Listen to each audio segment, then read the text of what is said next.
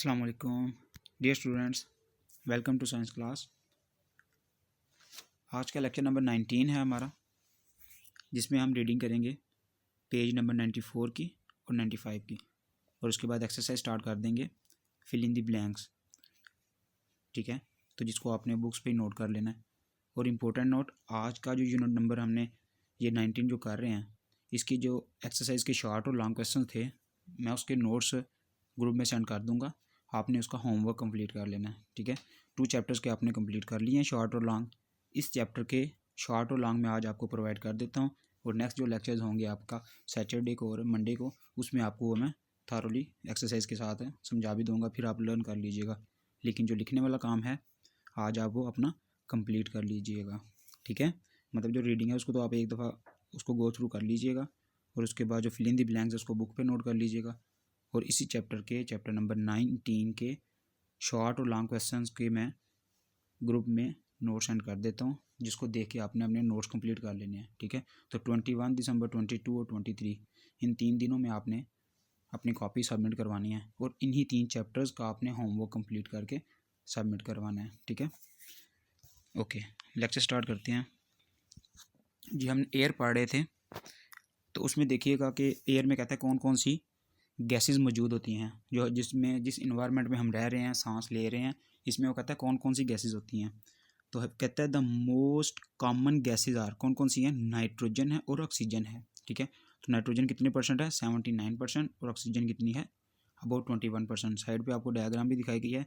ये सारा जो एरिया है ये सारी नाइट्रोजन को शो कर रही है, ये ब्लू वाला एरिया ऑक्सीजन को, और ये जो स्मॉल एरिया ना थोड़ा सा, इसमें अदर गैसेज हैं, जिसमें कार्बन डाइऑक्साइड आ जाती है, आर्गन आ जाती है, और दूसरी सारी जो सी ना गैसेज आ जाती हैं। तो इसमें ये आपने बस फिल इन द ब्लैंक्स के लिए इसको अंडरलाइन भी करना है और याद भी करना है कि जो कॉमन गैसेज हैं एयर में कौन कौन सी हैं। नाइट्रोजन है 79 और ऑक्सीजन है 21। There are other types of air molecule as well, but in very small quantities. दूसरी भी हैं लेकिन बहुत कम उनकी तादाद होती है। Air is important for almost all life on earth including plants and animals. कहता है जो एयर है बहुत इंपॉर्टेंट है हर तरह की ज़िंदगी के लिए, जिसमें प्लांट्स भी शामिल हैं और एनिमल्स भी शामिल हैं। Plants need gases from air to do photosynthesis. कहते हैं हमने लास्ट में पढ़ा था कि जब फोटोसिंथेसिस होती है उसको वाटर की भी ज़रूरत होती है, सनलाइट की भी ज़रूरत होती है, और कार्बन डाइऑक्साइड की भी ज़रूरत होती है। ठीक है, नाइट्रोजन की भी ज़रूरत होती है, बहुत सी अदर गैसेज की भी ज़रूरत होती है, जो वो कहाँ से हासिल करती है, एयर से। ठीक है, animals need to breathe air to get the oxygen they need to survive. कहता है जो एनिमल्स हैं, ह्यूमन बींग्स हैं, इनको ज़िंदा रहने के लिए सांस की ज़रूरत होती है, और वो सांस जब लेते हैं तो बेसिकली एयर से ऑक्सीजन को इनहेल करते हैं। ठीक है, as you move up in the altitude, altitude का मतलब है ऊपर ऊंचाई की तरफ। कहता है जब आप ज़मीन से ऊपर बुलंदी की तरफ जाएंगे, ठीक है, तो क्या होगा, थ्रू द एटमॉस्फेयर, एटमॉस्फेयर में द कंसनट्रेशन होती है मिकदार ऑफ एयर मॉलिक्यूल्स डिक्रीजेज। कहता है कि जब आप ज़मीन से ऊपर की तरफ मूव करेंगे या पहाड़ी इलाकों की तरफ जाएंगे जो कि आम सतह से ज़रा ऊंचाई पर होते हैं, कहता है जब आप एटमॉस्फेयर में ऊपर हाइट की तरफ जाएंगे तो इस एयर की कंसनट्रेशन क्या हो जाएगी, कम। इस हवा की मिकदार यानी कि ऑक्सीजन की मिकदार क्या होती जाएगी, कम होती जाएगी। There is a special layer of air molecules of earth atmosphere. कहता है कि अर्थ का जो एटमॉस्फेयर है ना, इसके ऊपर एक लेयर होती है। ठीक है, उस लेयर का नाम क्या है, जिसको हम ओजोन कह देते हैं। ठीक है, the composition of the atmosphere is different in the ozone layer.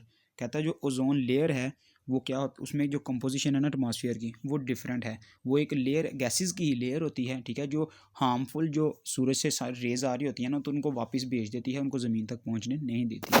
ठीक है, तो कह रहा है ज़मीन से ऊपर की तरफ जाते जाएंगे तो जो एयर है इसमें जो गैसेज हैं इनकी तादाद कम होती जाती है, इसीलिए हमें ऊपर ऊंचाई में जाके सांस का इशू भी हो सकता है। ठीक है, सांस की प्रॉब्लम फेस करनी पड़ती है।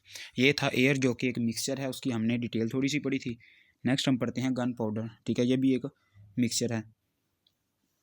कहता है it is an expensive mixture. जो गन पाउडर है ये एक एक्सपेंसिव मिक्सचर है। Prior to mills being established gun powder was made by hand.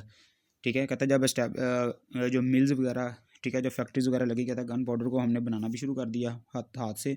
This involve the mixing up crushing together of a mixture of salt Peter, charcoal and sulphur with the pastel and martyr. कहता है इसमें 2-3 हम metals add कर देते हैं, जिसमें sulphur आ जाती है, चारकोल आ जाती है, और साल्ट पीटर जिसको हम पोटाशियम नाइट्रेट भी कहते हैं। A very hazardous business for the powder market, powder maker. With the passage of time, people made good charcoal for gunpowder. The charcoal was burned in pit heads using traditional methods in the woods where the trees were grown. ये इसमें मतलब gun powder आपको दिखाया हुआ है, mixture of salt bitter and sulphur का है। Next compounds के बारे में पढ़ते हैं। तो आपने तीन चीज़ें पढ़ी थी ना। पहली आपने पढ़ी थी कंपोजिशन में एलिमेंट्स पढ़े थे। एलिमेंट्स क्या होते हैं? जो प्योर सब्सटेंस होते हैं।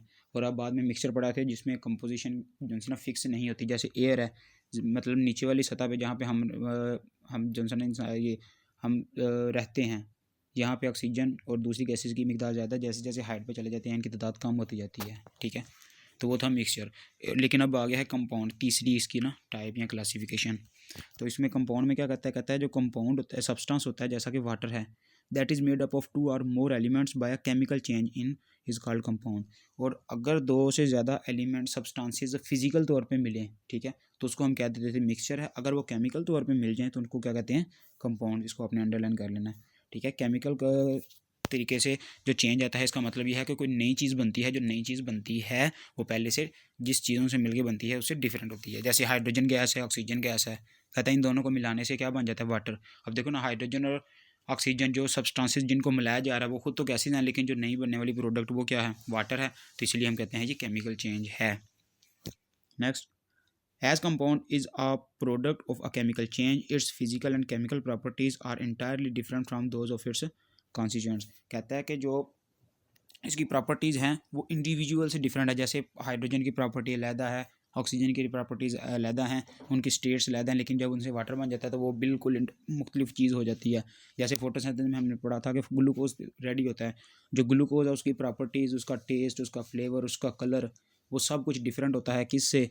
जिस चीज़ से वो मिल के बनता है। ग्लूकोज किससे मिल के बनता है प्लांट्स में? वाटर से, गैसेज से, सनलाइट से। ठीक है, तो कहता है कि इससे जो चीज़ बनती है वो इंटायरली डिफरेंट होती है अपनी सब्सटेंसेस जिससे वो मिलके बनती है। The constituents making up compound do not retain their individual properties and can not be separated by simple physical means. कहता है फिर इनको वापस हम फिजिकल तरीके से सेपरेट भी नहीं कर सकते जिस जो कंपाउंड बन जाता है। Unlike mixture the constituents of compound must be present in fixed proportions. Next कहता है प्रॉपर्टीज़ हैं सम कॉमन कंपाउंड। पहले हमने जो एयर पढ़ा था, गन पाउडर पढ़ा था, वो एग्जाम्पल किसकी पढ़ी थी हमने? ठीक है, वो हमने प्रॉपर्टीज़ पढ़ी थी मिक्सचर की। और हाइड्रोजन ऑक्सीजन प्रॉपर्टीज़ किसकी पढ़ी थी हमने? वो हमने प्रॉपर्टीज़ पढ़ी थी एलिमेंट्स की। अब हम पढ़ने लगे हैं कंपाउंड्स की प्रॉपर्टीज़। नेक्स्ट है कॉमन सॉल्ट। ये किसकी एग्जांपल है? कंपाउंड की। ठीक है, कहता है it is a compound of sodium chloride.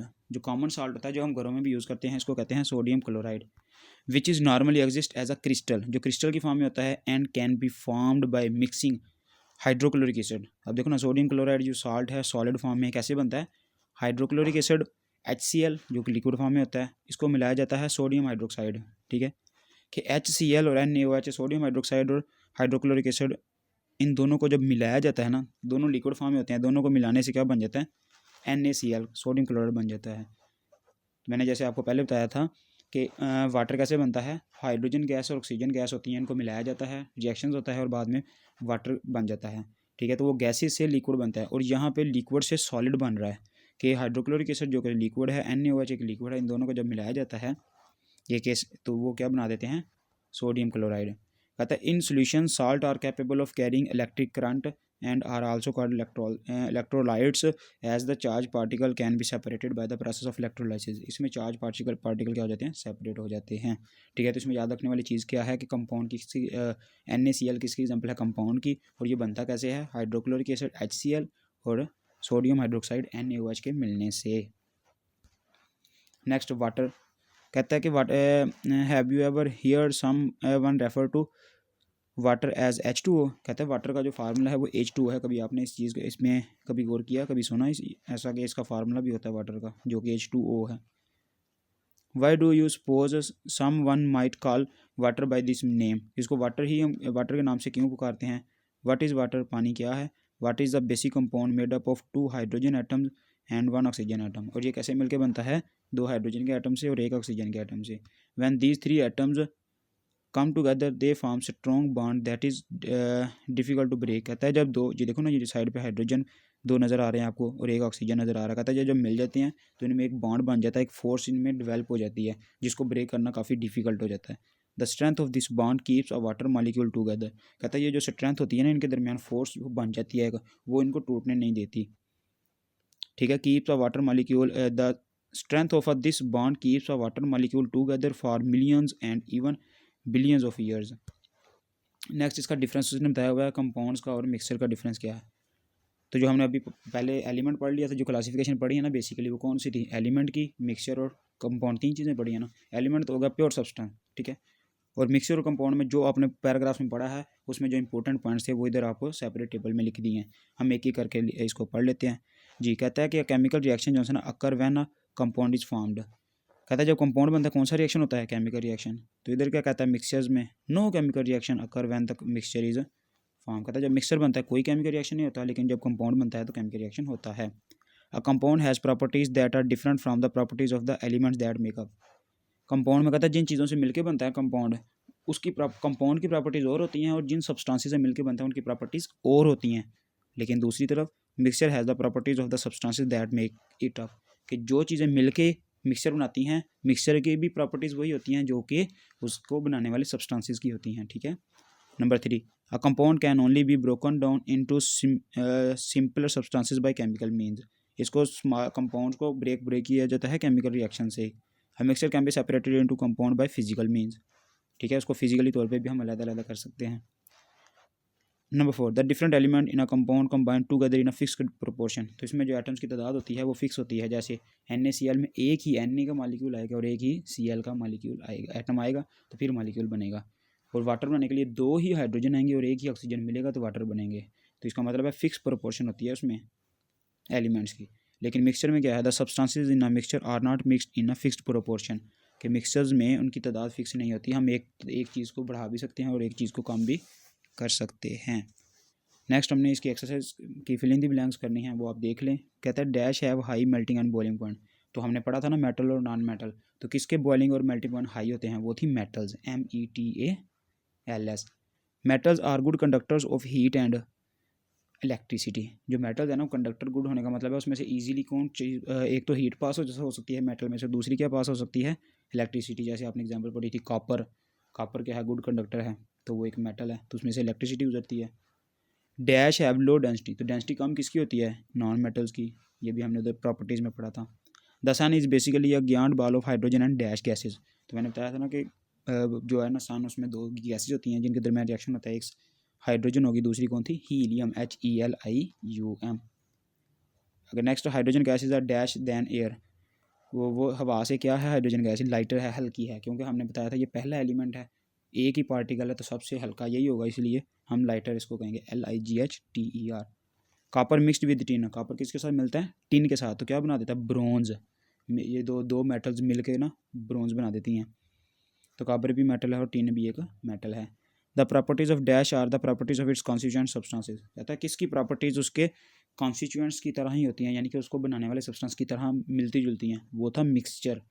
ठीक है, if the composition of mixture is uniform throughout the mixture then the mixture is called. कहता है अगर मिक्सचर पूरा जो मिक्सचर बनता है उसमें होमोजीनियस है उसकी, जैसे मिल्क हमने पढ़ा था कि मिल्क में जो जितने भी एलिमेंट्स होते हैं वो सारे मिक्स अप होते हैं, एक जैसे होते हैं ऊपर से लेकर नीचे तक, तो उसको हम कह देते हैं होमोजीनियस मिक्सचर। कौन सा मिक्सचर कहते हैं, होमोजीनियस मिक्सचर। ठीक है, तो मैं आज आपको इस चैप्टर के शॉर्ट लॉन्ग जो सेंड करूँगा उसका जस्ट आपने होमवर्क ही करना है, उसको लर्न नहीं करना। लर्न करने के लिए डायरी यही है कि आप इसकी एक्सरसाइज ये वाले जो फिल इन दी ब्लैंक्स हैं इसको लर्न करें, बुक पे नोट डाउन करें और रीडिंग एक दफ़ा अच्छे से समझ के कर लें। ठीक है, ये था आपका लेक्चर। अस्सलाम वालेकुम।